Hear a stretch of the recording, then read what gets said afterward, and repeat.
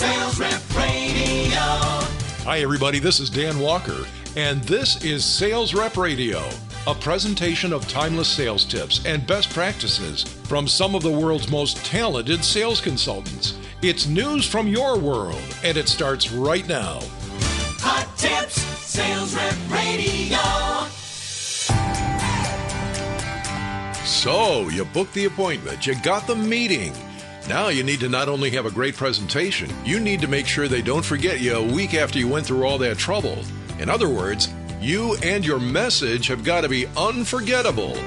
Ann Miller, who's an all-star demo and presentation coach and seminar leader, and herself unforgettable, is standing by to point us in the right direction. Ann, thanks for joining us. Pleasure to be back. And it's a sad state of affairs when a sales rep, despite their best efforts, puts all this work into their sales presentation, only to be completely forgotten in just a few days. They're forgettable. Yes, and they basically don't have to be. They shoot themselves in the foot. They have only themselves to blame because they're not doing a key thing in presenting. There's a key thing? Okay, then what is the key thing, Ann? Right, I thought you'd never ask. What I see a lot of, and I do a lot with technology companies these days as well as media and finance companies, is that people will start to present and they plunge right into their information.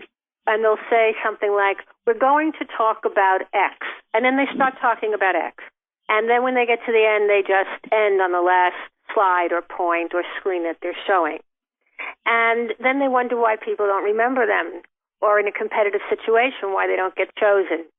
What they're forgetting is that they need to frame their presentation. They need to have a key takeaway message that they tell people up front, that they repeat at the end. Now, you tell that to people, and they understand that. They go, yeah, I get that. But then they don't know how to create the message. They think the key message is, I'm telling you about X. Well, that's not the key message. Wait a second. Aren't you throwing a bucket of water on the conventional, dyed-in-the-wool, old-school way of presenting your solution? Yeah, some things are forever. Doesn't mean that they're good. So I find a couple of things to help people. Here are 2 tips.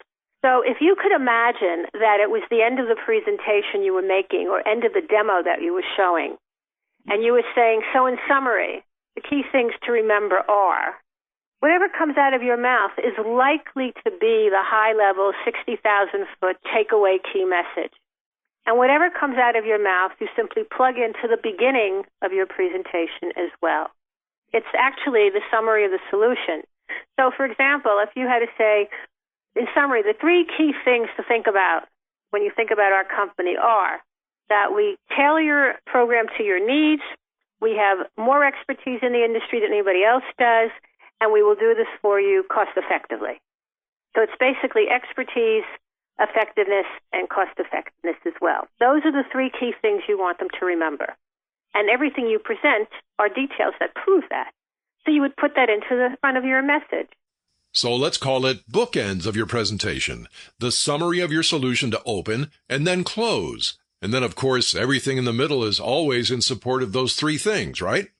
It's not always the 3 key things. Usually messages, key takeaways, fall into one of 4 buckets. And one of them is a list of items. There are 2 key things to take away from today, or the 2 key points we want to make today are that when you get to the end, you say, so in summary, and you repeat the 2 key points. And that's the easiest kind of takeaway message to give people. Another one is simply a statement. As we go through this demo today, or the key thing you're going to see is that continuous communication is critical to success. So the key message there is a statement. And then when you get to the end, you would repeat that. So in summary, again, success depends on continuous communication for us to reach our goals. So the second type of bucket is a statement. A third type of message that's very common is a competitive position, where you're trying to show that you're better than somebody else without saying, I'm better than somebody else. And what you would say is, look, every company can do X and Y, including us. But only we can also do Z. So it's everyone else can do 1 and 2, but only we can do 3. So you're positioning yourself as competitively more advantaged. Yeah, we're basically telling them in a nice way that we are better. Yes, you are, but you're helping them see how you're differently.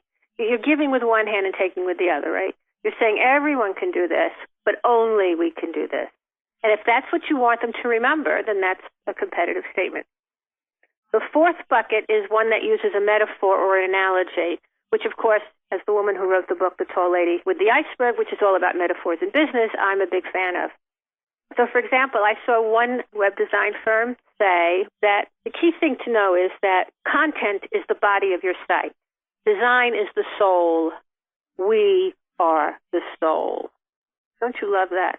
I do. That's a very nice twist in the message. Right. And so if you set that up front and then explain how wonderful you were and show them your work and all of that, and then at the end you said, again, we will provide the soul to your website. Now that's memorable. Not only that, if someone was not in the meeting and ran into someone who was in the meeting and said, so what did that firm have to say, it would be very easy for that person to say, hey, these guys provide the soul on a website. So the thing is that you have to step back from your material. Whichever bucket you use. But you need to step back from your material and say, what is the key message? And the key message is never the topic. The key message are the salient points about that topic. Does that make sense? Sure. It's that important last nudge to push you across the finish line. Right. And also, if you're one of many companies making a pitch for business, you realize that your slides and your information is going to blur with everyone else's. But what won't blur with everyone else's is your unique message. So that's why the metaphor message is always memorable. No one else is going to say we're the soul. But even if you don't have that metaphoric ability or you haven't thought to use it, even if you just make a key statement like, and success depends on continuous communication between the two firms, and you just repeat continuous communication, that will stick. Short, sweet, memorable, high level. Do you, Ann, off the top of your head, have a case study where you can share where someone using this presentation tactic had the edge? Well, it works and it makes money also. It worked with a lawyer who won a case with a wonderful, wonderful metaphor analogy that we came up with. Without going into all the details, it was a negligence case and some restraining straps were faulty, and the company knew they were faulty, but they only broke maybe 30 times out of 4,000, so they felt they didn't have to fix them because it was 99% safe. And my guy was looking for a way to get the jury to see that that wasn't good. And I said, well, it sounds to me like they were playing Russian roulette with people's lives. They were hoping nobody would get the bullet. But your guy got the bullet and died. And so my lawyer client said as soon as he said that, he could see the jury swing to his side because everybody understood Russian roulette. They may not have understood restraints and other technical stuff, but they all understood Russian roulette and that you never want to play that game. So he won $1 million for his client. A very relatable metaphor got that job done. And it seems to me, Ann, that just making that little tweak in your presentation can make all the difference. Yeah, you just have to say, what is this like? What is this like? I had a guy who was a money manager. He was out selling money management services. And I said, why should I work with you? And he said, well, because we have good service, we have a good track record, we take our job very seriously. And I said, you realize every other money management firm will say the exact same thing. He said, yeah, but we're really different. I said, well, how are you different? He said, well, we're better. I said, well, how are you better? I kept pushing him. He said, well, we're like architects. I said, oh, now we're getting someplace. Tell me a little bit more about that.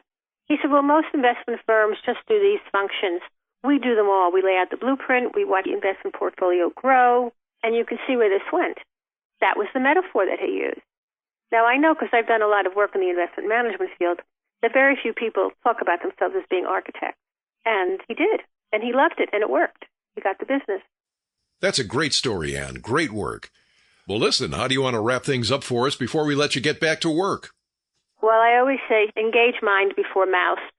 And if you want to know more information and get regular tips from me, I'd have a blog that they can sign up for, a book they can buy, and the Metaphor Minute newsletter they can subscribe to.